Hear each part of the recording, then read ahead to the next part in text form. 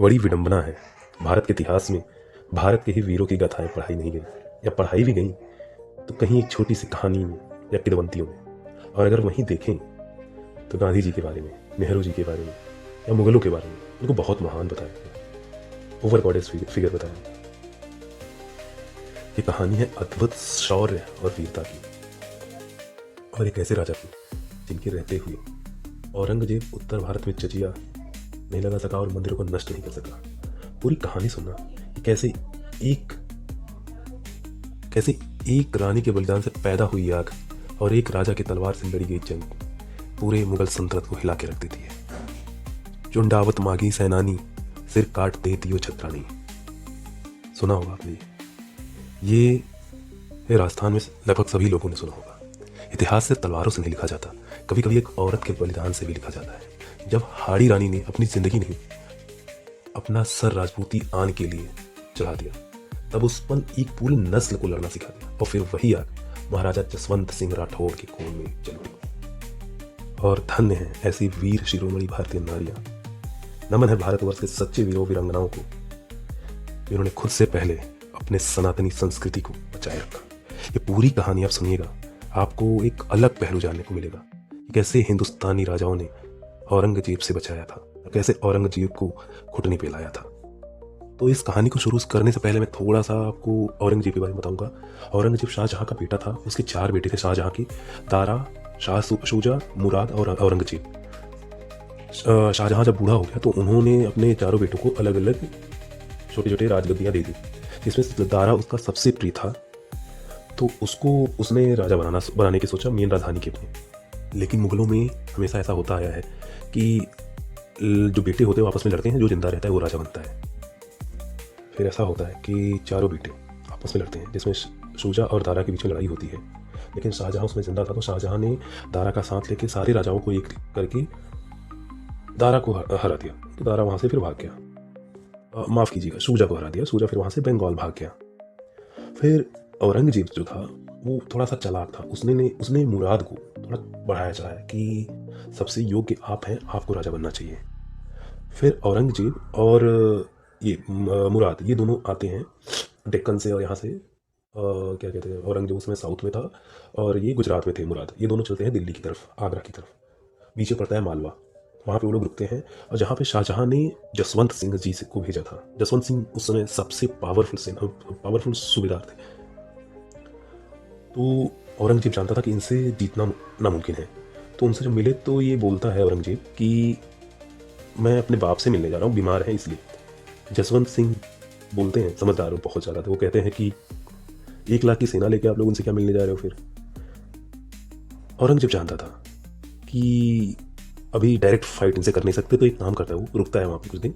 और उनका जो एक सेनापति था जसवंत सिंह का, कासिम, और उसके 30,000 सैनिक थे, उनको वो तोड़ने की किसी तरह तोड़ता है, धर्म का लालच दे के, ऐसे लालच दे के तोड़ता है।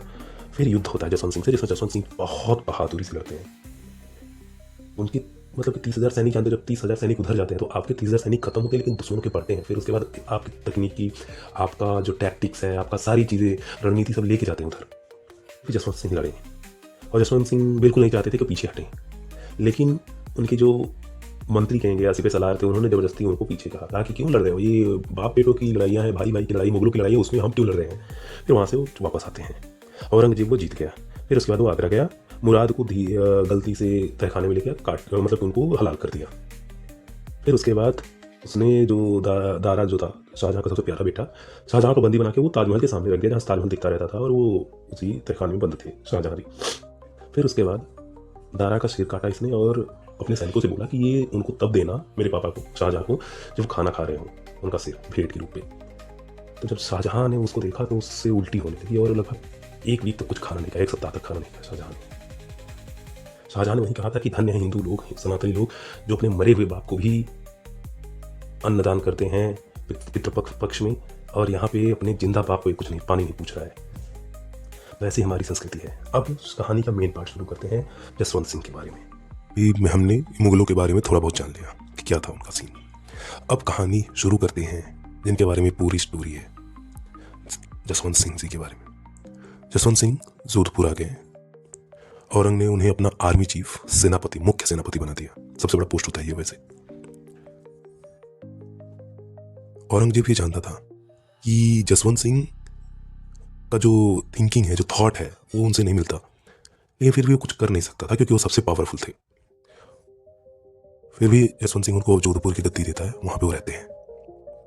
अब जसवंत सिंह जोधपुर में रहते हुए एक दिन सोचते हैं कि क्यों ना शुजा को मैसेज किया जाए, अपना गुप्तचर भेजे वो कि दिल्ली और आगरा चाहते हो तो आ जाओ, मिलके लड़ेंगे। कहता है हाँ मुझे तो राजा बनना है। ठीक है, तो जसवंत सिंह जी कहते हैं कि आ जाओ, साथ में लड़ेंगे, मैं अभी इनका सेनापति हूँ, मैं आप साथ में आना, हम लोग जो लड़ाई होगी उसमें मैं औरंगजेब से लड़के उसके सारे हथियार लेके हम लोग निकल जाएंगे, फिर आप उसके ऊपर हमला करके जीत के गद्दी ले लेना, हमें कुछ नहीं चाहिए। ठीक है। अब यहाँ पे लड़ाई दोनों आमने सामने थे, लड़ाई स्टार्ट होनी थी। जसवंत सिंह ने जैसा कहा था उन्होंने किया, उन्होंने औरंगजेब को बहुत भारी क्षति पहुंचाई और फिर वो क्षति पहुंचा के अपने निकल गए। लेकिन शुजा जो था बहुत आलसी था, वो थोड़ा लेट हो गया और उस युद्ध में उसने मतलब बहुत भयानक दुर्गति हुई उसकी और वो हार गया। लेकिन वो हारते हारते वो भाग गया नॉर्थ ईस्ट की तरफ और उसके बाद वो कभी नहीं मिला कि कहाँ पे गया वो, उसका कोई आइडिया नहीं है। लेकिन हाँ, लोग कहते हैं कि जो भी नॉर्थ ईस्ट में मुस्लिम्स हैं वो ये क्या कहते हैं, शुजा के ही वंशज है या फिर शुजा के ही जीन से आए हुए हैं। जसवंत जी हैं जोधपुर में। उन्होंने अपना गुप्तचर भेजा गुजरात में बैठे हुए औरंगजेब के लड़के को। वो खाली नहीं बैठते थे, वो कहते थे कि ठीक है, क्योंकि औरंगजेब जो था उसका काफ़ी एंटी हिंदू, एंटी सनातनी विचार था जो जसवंत सिंह को बिल्कुल नहीं पसंद था। तो जसवंत सिंह हमेशा सोचते रहते थे कि इसको किसी तरह परेशान किया जाए, इसको किसी तरह से गद्दी से हटाया जाए। तो जसवंत सिंह जी ने मैसेज भेजा गुजरात में बैठे औरंगजेब के बेटे को कि चलो लड़ते हैं उससे, आपको राजा बना देंगे।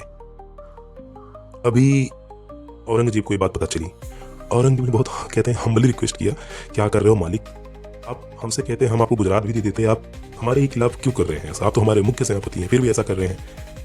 ठीक है, तो फिर जसवंत सिंह जो है उनको गुजरात में मिल जाता है, गुजरात और जोधपुर दोनों के वो राजा बन जाते हैं। और जो वो बेटा था औरंगजेब को भाग जाता है सिंध। फिर कुछ दिन बीते हैं ऐसे, फिर जसवंत सिंह ने वहां पे अपना गुप्तचर भेजा सिंध।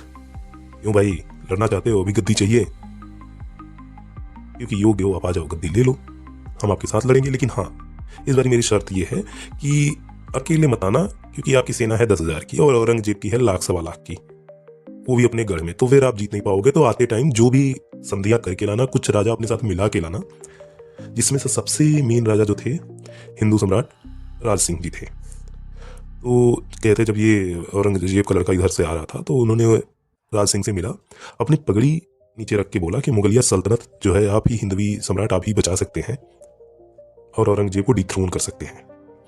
लेकिन शाहजहां के सानिध्य में वो बेटा इनका राजा था, तो वो जो राज सिंह का जो एक किला था बन रहा था, उसका मरम्मत हो रहा था, तो इसने वहाँ पे भेज के तुड़वा उड़वा दिया था, कहा था कि ये डिस्प्यूटेड एरिया है, यहाँ पे आप नहीं बना सकते। तो इसलिए उन्होंने मना कर दिया कि हमसे आपका मैच नहीं खाता, हम आपको छोड़ दे रहे हैं। ये राजपूती परंपरा थी कि वो ऐसे घर आए लोगों को नहीं मारते थे, मुगल करते थे। अगर मौका मिला तो वो बहुत अपॉर्चुनिस्ट थे, किसी को भी मारते थे। लेकिन राजपूती आन शान जो थी वो ऐसी नहीं थी, उन्होंने छोड़ दिया। फिर वो कहाँ गया उसका कुछ पता नहीं। वो अब यहाँ पे होता यह है कि जसवंत सिंह अपना गुजरात और जोधपुर देख रहे हैं और ये अपना औरंगजेब बढ़ाते जा रहे हैं अपना दायरा। फिर उस समय थे छत्रपति शिवाजी महाराज महाराष्ट्र में भेजता है औरंगजेब अपने मामा को, शाइस्ता खान को, जो बहुत ही डेंजरस था। उसको भेजता है कि आप जाओ जसवंत सिंह जी का हेल्प ले लो, गुजरात से पास में महाराष्ट्र, दोनों लोग मिल के लड़ो और वो किला ले लो। जसवंत सिंह जी से रिक्वेस्ट किया कि आप इनका हेल्प करना। तो फिर पूना का किला इन लोगों ने जीत लिया। अब शिवाजी जी जो थे वो अपने किले में बैठे थे और जसवंत सिंह ने उनको अपना फिर से गुप्तचर भेजा कि आप चाहते हो ये पूना का किला लेना। तो शिवाजी ने कहा कि चाहता तो हूँ, लेकिन कैसे हो पाएगा क्योंकि वो किला अभेद्य है। उन्होंने कहा देखिए, आप की विचारधारा मुझसे काफ़ी मैच करती है, मैं अभी इसका सेनापति हूँ, तो मेरे पास इनके सैनिकों के काफ़ी ड्रेसेस हैं और किस टाइप के हथियार है सब मुझे पता है, तो आपकी मैं हेल्प करूँगा। ठीक है, उन्होंने 400 सैनिकों को किसी तरह मतलब कि अंदर घुसा दिया और वो जीत गए। शिवाजी ने वो पूना का किला ले लिया वापस। अब पूना का किला जाता है तो औरंगजेब बौखलाता है और अपने मामा के ऊपर बहुत भड़कता है और कहता है मेरी नज़रों के सामने दोबारा मत आना।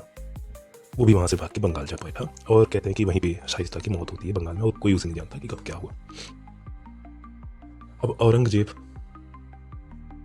बौखलाया हुआ सोचता है कि अब क्या करूं, खुद तो जा नहीं सकता क्योंकि औरंगजेब खुद डायरेक्टली लड़ाई में नहीं जाता था क्योंकि उसको ज़्यादा दिन तक जीना था और वो जिया भी क्योंकि खुद लड़ाई नहीं करता था। यूजुअली वो भेजता था अपने किसी बहुत खास को। तब औरंगजेब ने अपने बेटे को, अपने बड़े बेटे बहादुर शाह प्रथम जो थे उनको भेजा कि पश्चिम में आप जाओ और पूना मुंबई जो भी है पूरा इलाका जीत के वहाँ पे हमारा मुगलिया सल्तनत बिठाओ। अब वो जो जब इधर से मतलब ज़्यादा मुगल जब वो निकलता है वहाँ से तो पहले महाराष्ट्र की तरफ तो पहले गुजरात पड़ता है। गुजरात में कौन बैठे थे? वही सम्राट हमारे सब ये थे जसवंत सिंह जी। जब भी पहुँचता है जसवंत सिंह जी के पास, जसवंत सिंह फिर उससे कहते यार राजा बनेगा। अब उसको चढ़ाता रहता है कि देखो तुम खुद इतने शक्तिशाली हो, तुम्हारी सेना है, तुम राजा बन जाओ, मैं तुम्हें सपोर्ट करूंगा। ये बहादुर शाह जो था खुद को किंग डिक्लेयर कर दिया बिना कुछ लड़े। तो औरंगजेब एक बार एकदम झल्ला जाता है, समझ गया कि सारे कांड जितने भी हो रहे हैं कहीं ना कहीं लिंकेज इसका, और वो झल्ला के औरंगजेब भेज देता है कि आप काबुल जाओ जसवंत सिंह जी। और जैसे वो काबुल गए औरंगजेब एकदम पगलाया हुआ बोला कि अब सारे बदले एक एक करके लेंगे हम लोग। वो बोलता है कि अब जोधपुर का और पूरे नॉर्थ का एक भी मंदिर साबूत नहीं बचना चाहिए। और ये खबर जसवंत सिंह जी की पहुंची। जसवंत सिंह जी टेंशन में, सैनिकों के साथ इतनी जल्दी वो आ भी नहीं सकते काबुल से, तब तक औरंगजेब पूरा बर्बाद कर देगा। उसने बहुत अपने सारे दिमाग के घुड़े दौड़ाए कि क्या कर सकता है, कैसे कर सकता है, कैसे बचा सकता है, क्योंकि वो बहुत ही सनातनी संस्कृति को मानने वाले आदमी थे, शख्सियत थे या क्या कह सकते हैं हम लोग। तो फिर वो काफ़ी सोचते हैं। फिर उन्होंने अपना गुप्तचर भेजा कि ठीक है, तुम अगर एक भी मंदिर जोधपुर या फिर नॉर्थ का टूटा, एक भी तलवार चला, तो यहाँ काबुल की एक भी मस्जिद नहीं बचेगी, एक ईंट उसका नहीं बचेगा। काबुल को छोड़ो, ईरान, अफगानिस्तान, आसपास का जो तटवर्ती इलाका है, सारे जो मस्जिदें हैं सब खत्म कर देंगे। औरंगजेब बोला मालिक मालिक रुकिए, गलती हो गई, कुछ नहीं होगा ऐसा। उसने सारा वापस ले लिया कि कोई मंदिर नहीं तोड़ेगा। औरंगजेब कशमकश में रह गया। जसवंत सिंह जी अपना आराम से कुछ दिन वहाँ पे रहते हैं, काबुल में शासन करते हैं। काबुल में उनको बहुत माना जाता है। काबुल में उनके नाम से काफ़ी सड़कें वगैरह उस समय थी, तो बाद में तालिबान आया तो उन्होंने चेंज किया। नहीं तो वहाँ पे मान सिंह के नाम से काफ़ी सड़कें थी, जसवंत सिंह जी के नाम सड़कें थी, काफ़ी चीज़ें थी। लेकिन वही वो आती कि तालिबान के समय सब खत्म हो गया। फिर कुछ दिन बाद जसवंत सिंह जब मृत्यु होती है तब औरंगजेब बहुत खुश हो। उसने एकदम अच्छे से जलसा किया और बोला एकदम पूरे अपने सारे मंत्रियों के बीच, पूरे दरबार के बीच, कुफ्र का दरवाजा टूटा। कुफ्र मतलब कि सनातनी लोग जो होते हैं उनका जो सबसे मेन हथियार था, जो सबसे मेन दरवाजा था, वो टूट गया। जैसे ही वो मरे, जैसे मृत्यु लोग को गए, औरंगजेब ने शासन दे दिया कि आज से जजिया, उसके बाद से कुछ दिन बाद से जजिया कानून, जजिया कर लगेगा हिंदुओं पे उनकी पिलग्रिमेज के लिए। जजिया आप लोग जानते होंगे कि कोई भी हिंदू अगर अपने देवी देवताओं के पास जाता है, कहीं जाता है ट्रैवल करने, तो उसको पैसा देना पड़ता था। फिर उसके बाद उसने काफ़ी इन्वेजन किया, काफ़ी मंदिरों को तोड़ा। तो ऐसे थे हमारे जसवंत सिंह जी। शायद ही आप जानते होंगे जसवंत सिंह जी के बारे में कि हमारे ऐसे भी एक राजा रहे हैं। हम लोग काफ़ी चीज़ें छुपाई गई, छत्रपति संभाजी महाराज के बारे में छुपाई गई हमसे। हमें छत्रपति शिवाजी महाराज को अगर सिर्फ महाराष्ट्र और कोंकण रीजन को ना देखा जाए तो हर जगह उनके बारे में कोई नहीं जानता। शाहू जी महाराज को कोई नहीं जानता। बहुत ऐसे चंद्रगुप्त के बारे में कोई नहीं जानता। तो ऐसी सारी महापुरुष जो है उनके बारे में मैं लाऊंगा। आप लोगों से रिक्वेस्ट करता हूँ कि आप अपना कमेंट जरूर दीजिएगा कि कैसा लगा कहानी। इसमें कुछ अगर त्रुटियाँ रही हों, कुछ गलतियाँ रही हों, तो आपसे माफ़ी मांगूंगा मैं। आप उससे प्लीज़ करेक्ट कीजिएगा और सपोर्ट कीजिएगा, सब्सक्राइब कीजिए। Thank you very much. धन्य है भारत के वीरों, धन्य है भारत के वीरों को, धन्य है भारत के वीर शिरोमणि भारतीय नारियाँ। हमारी हाड़ी रानी थी, ये उनकी बलिदान है, बलिदान की कहानी थी, जिनकी आग से ऐसे राजा है, मतलब जिनकी कहानी सुन के जसवंत सिंह जी प्रेरित हुए और ये बने। और एक बार फिर से मैं कहूँगा, चुन दावत मांगी सेनानी, सिर काट दी थी छतरानी। अपना सिर काट के अपने पति रावरकन सिंह जी को उन्होंने दिया था और वही वो प्रेरणा दिया खुद को, और वो प्रेरणा लगातार चलती रहा। नमस्कार, थैंक यू सो मच।